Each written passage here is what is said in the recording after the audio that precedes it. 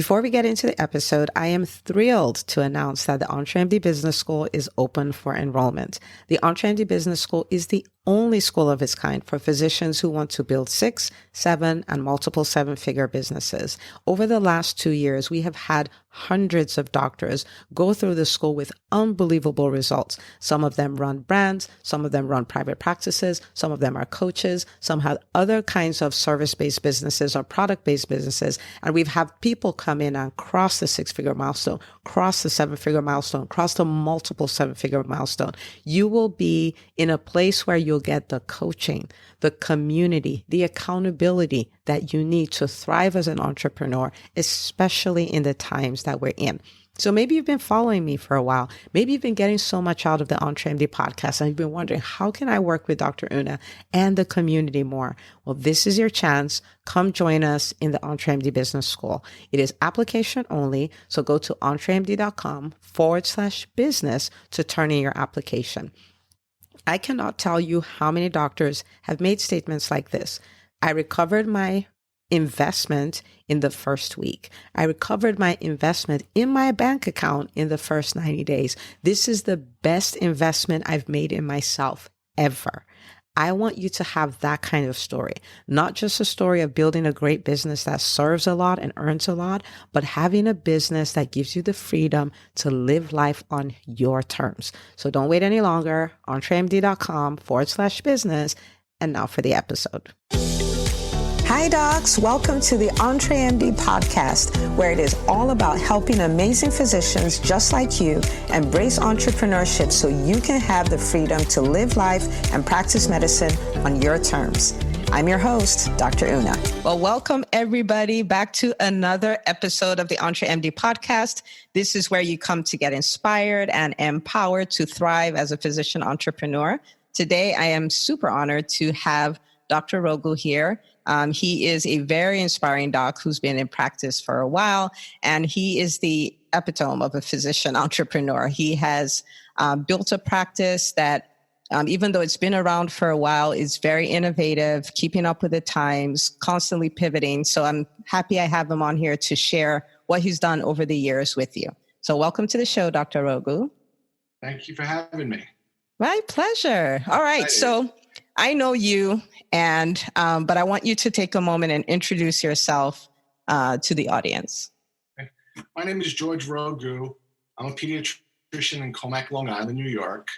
I work at RBK Pediatrics in Urgent Care, and I'm also the president of IPCLI, which is an independent pediatric collaborative of New York. I've been doing this for quite some time. It's a little too long. Since 1996. Basically came into a small private practice of 3 people, and we built it into 3 practices in an urgent care with 17 physicians. Nice. I think we did something, right? I think you did. All right. So tell me a little bit more about the practice. I think I remember when you even started the urgent care, and I thought that was like the coolest thing ever. Right. Tell us a little more about it. Well, the urgent care, let me tell you about the practice first. We have a tagline that says, we provide primary care when you want it, urgent care when you need it, services provided by physicians. Now, those statements come from all the problems that we hear about, people complaining about. Primary care, you need to do it. I'm too busy as a physician, so that's why we have to give it to them when they want it. Urgent care when you need it. Back in the day when everybody's complaining about all the urgent care stealing the patients, the minute clinic stealing our patients, oh my God, the sky's falling. We developed our own urgent care.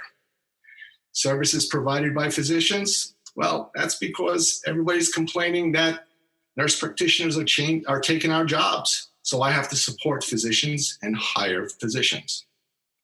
The practice itself has been around since 1962. And like I said, it grew from a solo practice of like 2 or 3 people to a pretty big practice now. We're doing primary care, urgent care, chronic care, and now there's telemedicine. Oh, wow. Okay, we're going to talk about telemedicine in a minute. I didn't realize those 3 taglines had that significance. I've heard them, but I didn't realize that. That is really good. So for you, you're like, well, urgent care, they're taking all our patients. So I'm just going to build one and keep my patients. Correct. Amazing. Now, people may not realize this, but you did this back in the day when nobody really was doing it. When did you set up the urgent care? We did the urgent care we got recertified twice. So every 3 years you have to certify. So about 6 years. Nice. Yeah. Really good. Yeah. Okay. It starts off pretty quiet. Nobody knows. You're just extending the hours a little bit. So what we did, we started it with the physician partners. Everybody took a shift. We had other things we needed to do anyway. So we sat there, and if people started to walk in, we saw them. And then, of course, we had to get the urgent care certification. We were kind of acting like an urgent care anyway. Got it. When we became certified, then it became a big deal. Nice. Okay. Good. So now we live in times, which I'm sure you've had this experience over and over again, where to thrive, you have to pivot and evolve. And you've, literally done this for decades. So talk to us about some of the evolutions, what prompted them, what you did, how you responded to it. So the urgent care is one. What else have you had to do? Care. Well, the EHR itself is another one. We were early adopters in the EHR. If you listen to what happens around you, if you listen to the complaints on SOPM, for example, the EHR, they're developing the EHRs. People are getting EHRs. We don't want EHRs. We're not going to take EHRs. Paper is good. You can't fight it. You just can't fight it. So you might as well find a solution that works. Back in the day when we started with the EHR, I believe in 2007, we already had a practice management system installed since 1996 that was working like a charm. 96. That's when we started with that's when I started practicing, right? So they were doing paper bills back then. So I came to work, they were doing paper bills with like 2 or 3 computers in the office using floppy disks to transfer the data. And they told me, you're a young guy, find us a practice management system. The internet just started back in 96. And so I put in a pediatric practice management system. A good company came up. We went live with them, and it was great from 96 until 2007. Then we found a pediatric like EHR. I'm not going to get rid of the practice management because it worked fine, so I integrated it. So I was big on the hybrid model. So you got the best of breed from all companies, and you made it work. Got a patient portal that was also integrated into the 2 products, a physician scheduling system that was integrated into the products. It was a little complicated. You had to have some computer knowledge, but as long as it worked and it was fine, everybody was happy. And then I think in 2016, the EHR blew up. They sold it to one of the big box systems. So everything came tumbling down. Oh, wow. That was the problem with hybrid systems. When they worked, it was fantastic. Then you had to make a decision on to get an all-in-one product. And we moved on. It was tough. It was tough getting the whole operation, practice management, EHR, every single body in the building. But everybody buckled down, learned how to use it, and now, 2020, and we're doing fine. So you have to change. So we just have to change. And I like what you said. You said, don't fight it. Just find what works. Find what works. Don't fight it and adapt. So at the time of this recording, we are in the middle of the COVID-19 pandemic. And, people are not going into the offices. Their practices have literally closed their doors. So this is another time where you have to adapt. You have to pivot. What have you done in your practice? That's another problem. Everybody's having this problem. Yep. What do? There are no patients. They're not coming in. The EHR, the emergency rooms are empty. It's a ghost town. So what we did as an organization, in order to keep the staff with a paycheck and to continue to do the right thing, we believe that you should still do physicals and well baby checks and give the children the vaccines, because we're going to get over this COVID-19 event. But if we don't give the vaccines, we're going to delay. And then next year, we're going to deal with measles and whooping cough and Haemophilus influenza, varicella disease, lots of diseases that young physicians like you may have not seen. Well, I trained in Nigeria, though, so I've seen them. Okay. But yes, so the young physicians like me have not seen them ever. Correct. When I get called in as an expert in varicella disease, that's pretty bad. But so what we did is we separated our visits. So in the morning we're doing well visits. In the afternoon we're doing sick visits. We have the technology. We tell them sit in your car and we will text you when your room is ready. We clean up every room twice before patients. We have protective gear for our staff to protect them. We have shields, we have masks. We prepared for this. We knew it was coming. It's not a surprise. I don't know why some people, you're not throwing away the masks. You're not changing them after every patient. You can keep them for a week. They say you can. And then this telemedicine, another thing that it's been coming. I've always said it's coming just like the EHR. You might as well get involved with it. So I started getting involved like in the late summer, early fall of 2019. I did it more as a curiosity. I did it for medication renewals of Ritalin and things like that. So people loved it. They loved the telemedicine for medication renewal. They don't have to come into the office. Yeah. And like I told you when we were on the phone, it's embarrassingly fast. And I still do the same thing I did in person. I cannot explain why it's so fast. So now we're expanding it to more of sick visits. I don't personally like it, but it seems to be the future.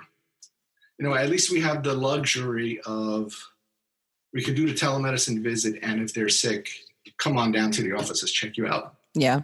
Yeah. So let me help my listeners put this in perspective. So you graduated from residency in what year? It's a secret, 1996. 1996. Okay. So I have a lot of doctors who are like, it's a lot of technology. I don't want to do this. But here you have a doc who graduated in 1996 who embraced telemedicine almost a full year before now we're needing to do it.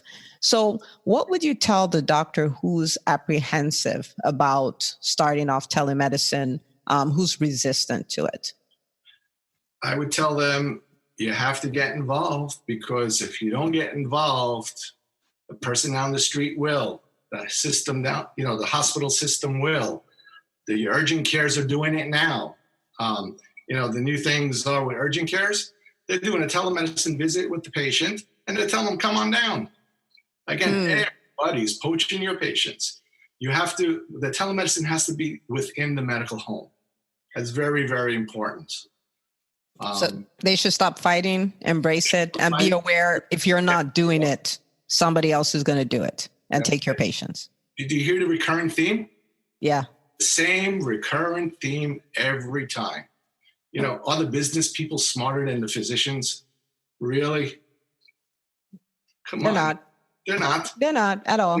To all these venture capitalists that take over urgent cares and practices and systems and networks, they know how to make things work. The patients are loyal to the physician. There is a relationship there, but that will only go so far for so long. So embrace the change that's coming so you can continue to be relevant. I love it. I'll take it from you. You've been doing this since 1996. So now for the doc who's like, okay, I get it. I'm supposed to do telemedicine, but I don't know where to start. What would you tell them? They want to get involved in telemedicine? Yeah. There are so many products out there. There are a dime a dozen at this point. You have to find the one that works for you, the one that is not crazy expensive. If you're a one-person office, there are plenty of free products out there. If you're a bigger organization, you really should get a real product that has the HIPAA security, the consent to treat documentation that collects the demographic data for you. So you have to decide what kind of operation you want to deal with. But they're popping up this week. So many new platforms are coming up. Yeah, they're adapting. Yeah. They absolutely are. We're in the driver's seat. We still have the patients. So we just need to change. We need to change once again. Okay, that's great. That's really good. All right. So I've talked to practice owners over the years, and the biggest issue they seem to have is staffing. And we've talked, we were at a conference together. I think that was beginning of February. And we got to talk a lot about staffing and all that. And it's amazing how over the years you've been able to build a really great team and retain really good people. So what are your strategies for building a great team? I think the team culture is very important. Most practices are of the old school silo mentality, the me mentality, the my patient list mentality. I don't know where that was developed, but that's how the old practices are. My practice was just like that up until 2016 when we had that big change. And we had a mass exodus of physicians back in 2016, 2017 from whatever, physician burnout. They wanted to move closer to systems or whatever. I think it had something to do with that, the top-down mentality. A lot of the people have changed within the organizations, and now we're working as a team. When they come in to work for us, we train them, we embrace them, we show them the ropes. I remember when I started in 1996, Dr. Reichman said to me, room number 11, Dr. Rogu, your first patient is there. Oh, that was wow. It. That was my onboarding. Wow. That was my onboarding. Okay. Here's the otoscope. You know what? I came from Jacobi Medical Center in the Bronx. Nothing fazed me at that time. So, but now we teach them, we show them the EHR, we help them, we support them. And then they in turn will support you, I think. I agree. Yeah. I agree. Okay. All right. So that's the culture. Correct. That needs to be in there. Now, how about when you're hiring? How do you make sure you get the right people on your bus? I have this talent, I think, of smelling the personality. I figured you would say that. And it's true. They have to have, you know what? I think everybody has an MD. Everybody is smart. The MD part, you know what? That's a given. It's an expected thing. I expect you to be smart. I expect you to be able to see patients. I expect you to do the right thing, to make a diagnosis. The being nice part of it, I think that's the hard part. And you can tell when you speak to somebody, are they nice or are they not nice? If you feel you can't go out with them somewhere at a restaurant or on vacation or something, maybe you don't want to see them all day long. There's some consultants on the soap and listservs and stuff that say, if you have a partner and you don't think you can go on vacation with them, he's not a good partner. So it makes sense, even with your doctors. You should be able to sit in a room with them. Oh, another thing that we did to change the culture, we used to have the consultation rooms on each side of the office. So the guys would stay on one side, the girls would stay on the other side, or the partners would stay on one side. For real? That's how it used to be. And then I think once we moved the administration and the phones and the secretaries out of the building and the billing out of the building to a call center, now we had this big room that was empty. We took over those 2 consultation rooms, made them into exam rooms, and I threw every single physician into one big room. I know about everybody's kids. We know about everything now. So everybody became friends. I think that was important. That's great. So don't give everybody individual offices. Stick them in a room like Dr. Rogu. Yeah, because that becomes another way to make the silo business. Yeah. Great. So culture, and then hire for attitude, not skill, I guess is kind of what you do. Skill is expected. Yeah. The attitude that's a hit or miss. Yeah. Okay. Yeah. Really good. Noted.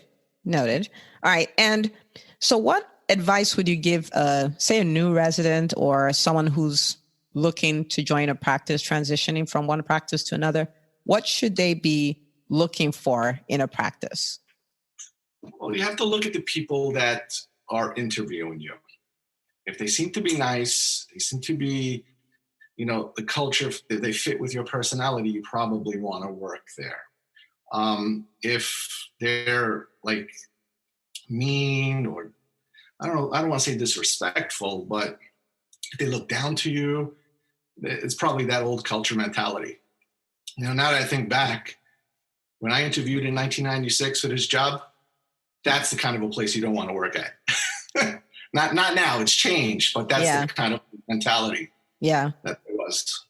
You survived it, but it was a different time, like you said. It was a different time. Back in those times, you did what you had to do.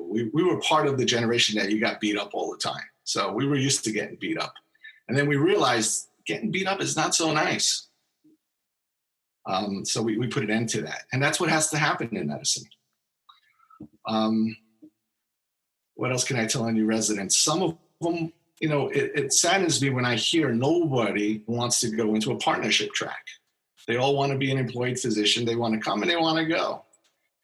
I'm sure there are many partners out there and practices that need partners. You can't expect it to be given to you, and it's not going to be given to you just because you have the MD.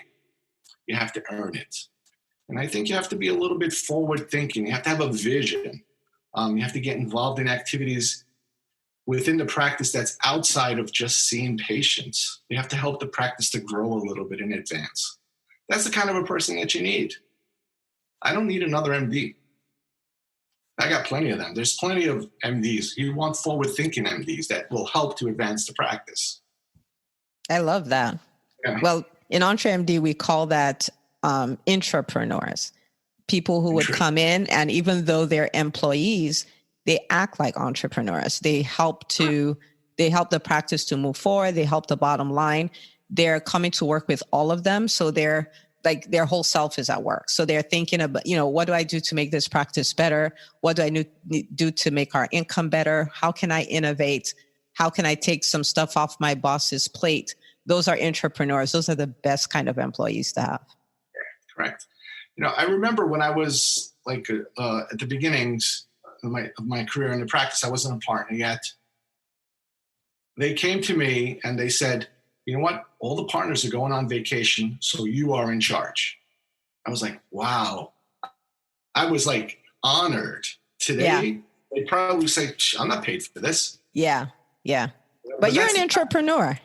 Yeah, I knew it would help one day. I always tell young physicians the easiest part of my day is when I see the patients.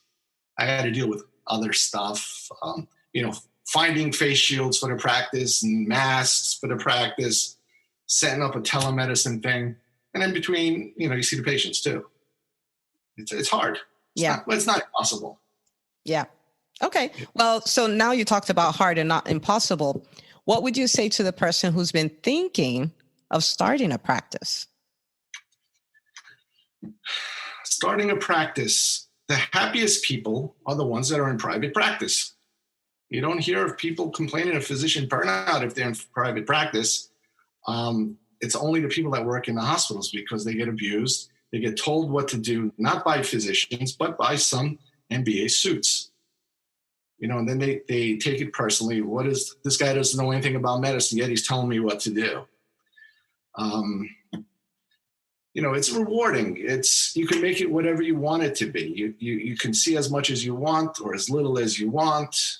Nobody will tell you. You can start at 10, you can start at 8. You can, you make your own hours. You just adapt your practice to your lifestyle. I remember when I interviewed, she was very good. I was interviewing with a physician partner of the practice. She had twins. Now, today you wouldn't look at this as a good thing to do, but she had a room with a nanny in her office with her twins, little babies. They stayed in that room. So she was close to her kids. She did her patients, and then she would be with her kids a little bit. Now, that's a little bit of an extreme thing, and this was 1996. Yeah. But at least that showed that she wants to, to keep it going. So private practice gives you the flexibility to practice medicine on your own terms, in a way. Correct. Mm-hmm. So even though it's hard, it's still worth chasing, you would say. I think it's worth it, but it's not going to be given to you. Your MD doesn't guarantee you success. Your MD just kind of gives you a little bit of a jump start. At least if I succeed, I can say I succeeded and it was all in my hands. And if I fail, I failed. I had nobody else to blame. I remember my father always told me, if you do good medicine, the money will follow. If you follow the money, you'll never do good medicine. And unfortunately, what's happening today, hospital systems, they're following the money, and that's why they're not doing a good medicine. In private practice, we all try to provide, good quality medicine, and hopefully the money follows too. So is your dad an MD? My father was a contractor, paper hanger. He wanted to be an MD, but he's a very smart guy. He's like, do good medicine and the money will follow. If you follow the money, good medicine will never come. That's good. I like it. A lot of sense. Makes a lot of sense. I love it. Okay. So tell me what's new, what new and exciting things are on the horizon for your practice? What have you been thinking about, innovating? Because you've had ideas since 1996. I'm sure they're not about to stop. Well, we have the 3 practices in the urgent care. One of our offices is old, since 1962. It needs a facelift. The parking is horrible. And I was approached by one of the hospital systems to rent. They're developed. The hospitals are fighting all over the place. It's land wars that they're doing, right? So that's good. That will keep them away from us. Correct. Let them fight between each other. So down the street, there's this huge medical mall complex, about 300, 400,000 square feet. Half of it is taken over by one system. Half of it is taken over by the other system.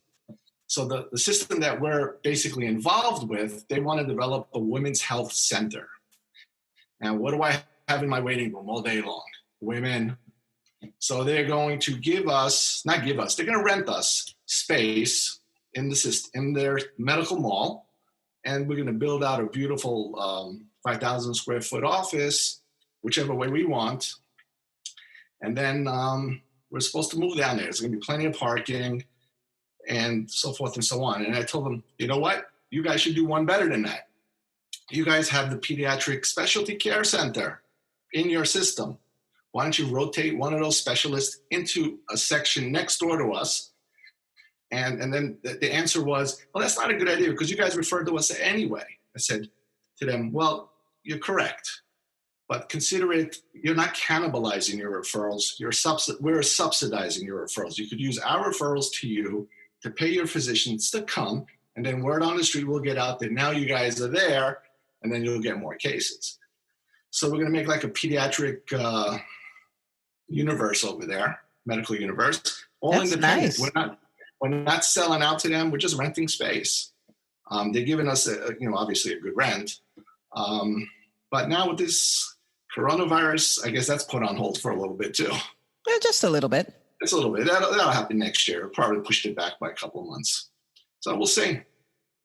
That's really good. Well, thank you so much for coming on. This was really helpful. I think my biggest takeaway is, adapt, evolve, pivot, don't fight change, roll with it, ride the wave. That's what came out through the entire conversation. And I think that's very helpful for the listeners because we see things that come up as challenges and we're like, oh my God, what's going on? But from what you're describing, there will always be those things. And the people who will be really successful are the people who are constantly changing, open to it, not fighting it, just going with the punches. So this is really good. But isn't that what you say in all your podcasts and all your meetings on EntreMD? It's the same words. It's the same thing. It's the same thing. Change. You're not a tree. Move. Yeah, correct. I love it. Well, thank you so much for coming on. This was a fantastic episode. And I'm looking forward to many more episodes that we'll do together. Okay, I'm here for you.